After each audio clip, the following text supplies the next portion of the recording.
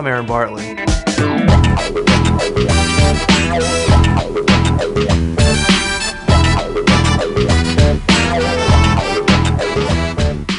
There are two major aspects of being a winning poker player: making money and protecting your money. Making money is the strategy decisions. It's what's done at the table, knowing how to play optimally, how to read the players, and what decisions to make based on those reads. Protecting your money is done away from the tables. It's knowing when to play, what limits to play, when to move up, and in general, how to protect your bankroll. In this lesson, I'm going to be talking to you about how to protect your money so that, coupled with a good solid strategy at the tables, you'll be able to stay in action and grow your bankroll safely.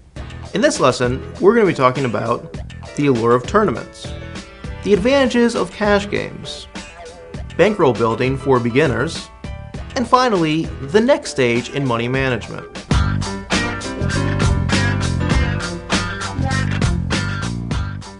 The allure of tournaments is obvious. You can turn a very small investment into an extremely large return. Oftentimes, beginning players will see these tournaments on TV or watch their favorite players online on Sunday and see these returns being made and say, that's what I want to do with my bankroll.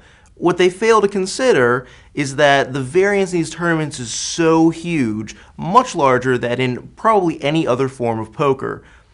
It's very easy to go 10 or even 20 tournaments without so much as a cash, and probably 100 or 200 tournaments without a final table or a win. What I would suggest is to put a small percentage of your bankroll and use that for tournaments, and take a larger percentage of your bankroll and put that into cash games.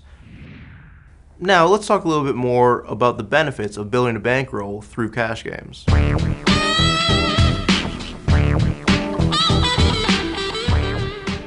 A major advantage that cash games have over tournaments is the ease of building a bankroll.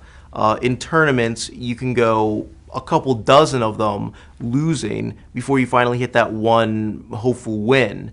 It's much more of a emotional roller coaster, and it's very easy to start getting bummed out playing tournaments exclusively. With cash games, you don't really get that. You're not going to have any huge days up or down. So it's easier to say, I have a goal, I want to make this much money by the end of the month. Playing cash games is going to get you there more consistently.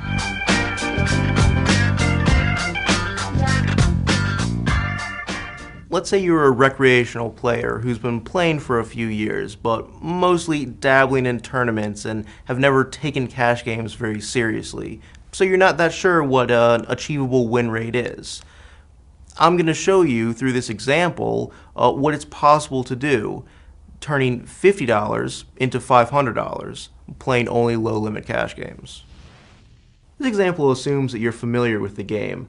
Maybe you've been around for a couple of years playing the game in your spare time, so you're comfortable multi-tabling. So a safe assumption, playing limit hold'em, is that you're going to be able to win 2 big bets per 100 hands. Now, if we 4-table, you're going to get in 400 hands an hour. 6 max tables usually get in 100 hands an hour. So you're having a win rate playing limit hold'em of 8 big bets per hour. That's what we're going to base our experiment on. And we want to follow good bankroll management because we don't want to go bust. So we start with our $50. We're going to start off at 10 cent, 20 cent. We're going to play that for 62 and a half hours. After 62 and a half hours, we'll have profited $100. We add that to the bankroll. Now we've got $150. We're going to move up in limits to 25 cent, 50 cent. We're going to play 25 cent, 50 cent for 37 and a half hours. After that 37 and a half hours, we'll have made another $150. Add that into the bankroll. We're sitting with $300. We move that $300 on up to 50 cent, $1 limit. We only play that for 25 hours. We've already made another $200. Add that to the bankroll. Now we've got our goal, our $500 bankroll. It took us 125 hours. We've grown $50 to $500. I know playing 125 hours seems kind of daunting, but you can look at it as paying your dues. This is a one-time investment of time, and at the end of this one-time investment, you now have a very comfortable bankroll of $500. In addition to the money that you earned, you also got a ton of experience. So going forward, you can be that much more comfortable in the games. You can take your bankroll and you can experiment, or you can just stay at the limit that you're at and generate a steady $8 an hour. Let's say you followed my example and you've built your $50 bankroll up to $500. Or let's say you're already a recreational player who has around a $500 bankroll to begin with. A lot of players, especially at this point, romanticize the notion of playing higher stakes. They see the big stakes games running and they get a little full of themselves and they want to play it and make a lot of money and prove themselves. I'm going to show you how playing smaller stakes can be more lucrative than jumping up and playing the higher stakes. Now, assuming a player that has a 2 big bet per 100 hands win rate at a level like 1-2 limit, that player moving up to say 10-20 limit is going to have a drop in his win rate. Why is this? It's because there's a lot tougher competition at 10-20. There's fewer tables going, so you're not going to get as much good table selection. So you're going to be forced to be playing the better players at 10-20 than you would at 1-2. Let's look at an example to see which one makes more money. At 1-2, my win rate's 2 big bets per 100. I can play 4 tables per hour comfortably. I get in 400 hands. I'm making $16 an hour playing 1-2. Compare that to 10-20. At 10-20, the win rate's only half of a big bet per 100, which is realistic considering all the variables. Also to consider is that there's less games running, so we'll probably only be able to play 1 table at a time. Playing that 1 table at a time with the win rate that we stated, we're only going to be able to make $10 at 10-20. Even though the 10-20 game is 10 times larger than the 1-2 game, we see that we can actually make more money at the 1-2 game. Not to mention, we're doing it in a much safer fashion because that's actually within our bankroll. So moving up too fast or playing a level where you're significantly underrolled has a huge impact on being able to generate future profits. Even if you take pride in being a winner at bigger stakes, there can usually be more profit made to you at the lower stakes.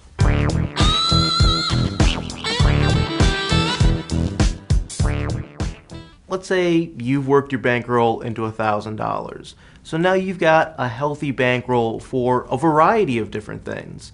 Now here comes the next stage in bankroll management, where we want to find out what the best way to grow our money is. I'm going to compare and contrast using that $1,000 bankroll for tournaments and using that $1,000 bankroll for cash games. So let's say you're using a 100 buy-in bankroll rule. This means that you're going to be playing $10 tournaments and below. Let's assume you're a good, solid winning tournament player, so you're able to make a 50% return on your money.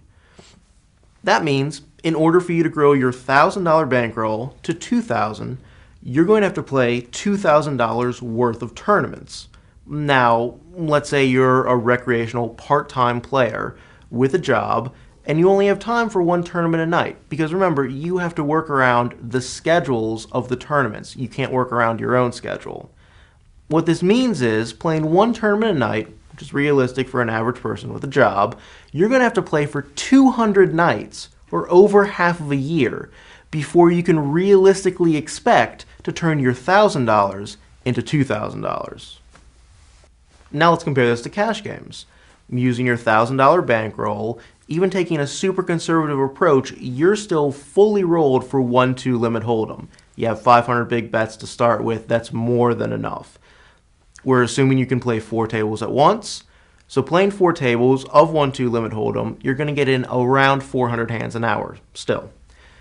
With a fair amount of skill, you're still going to be making 2 big bets per 100 hands, meaning you're going to make about $16 an hour. When all is said and done, it's going to take you 62.5 hours to build your bankroll from $1,000 to $2,000. And that's only playing 1-2 limit hold'em, never moving up. You can work this 62.5 hours into your schedule any way you want. Even if you're the part-time player who can only play after work, If you only play 1 hour a night, it's only taking you 62.5 days, which is far less than half the amount of time it would have taken if you had solely played tournaments. In this lesson, I didn't talk about strategy at all. I talked about something that's as important, but is more often overlooked: how to build your bankroll safely and manage it to protect yourself from going bust.